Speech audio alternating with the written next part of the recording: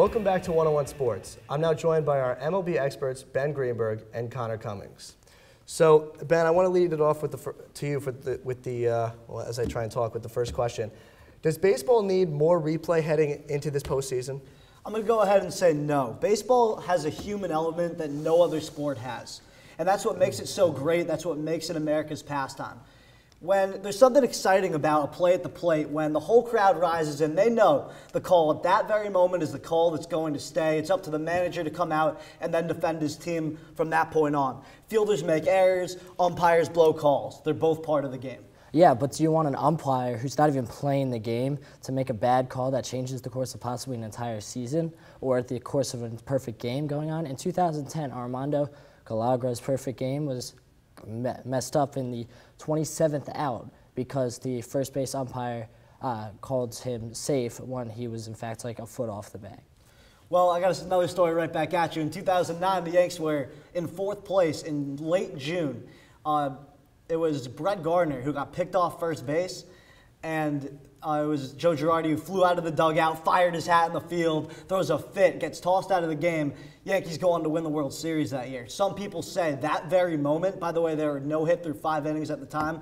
Some say that moment right there turned the season around. So I think it can definitely work both ways. It's certainly an interesting debate. I'm going to give it to Ben. I like the argument, but it will be a debate that's going to go on for a lot more time. So Connor, was Major League Baseball right, getting off of replay, was Major League Baseball right to add a second wild card team?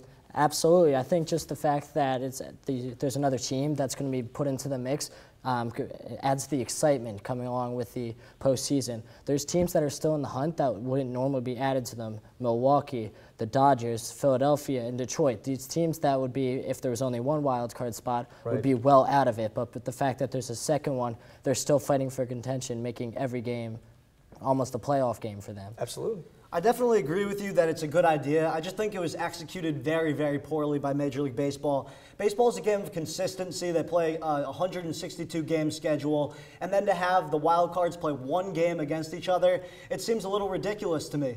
Are you really going to tell the Braves, who are 5.5 games up right now on St. Louis, that if they lose that wild card game, that they're out of the postseason?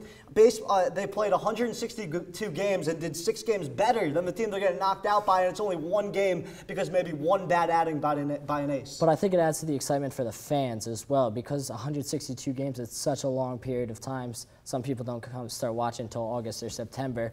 That you really need that one-game playoff to kind of add to the fans' excitement earlier in the playoffs. I got to give that one to Connor. In this day and age, it's all about the fans, and we've seen in the past what a one-game playoff can do for ratings and whatnot, and the excitement around Major League Baseball. I love that the second wild card team is in there right now.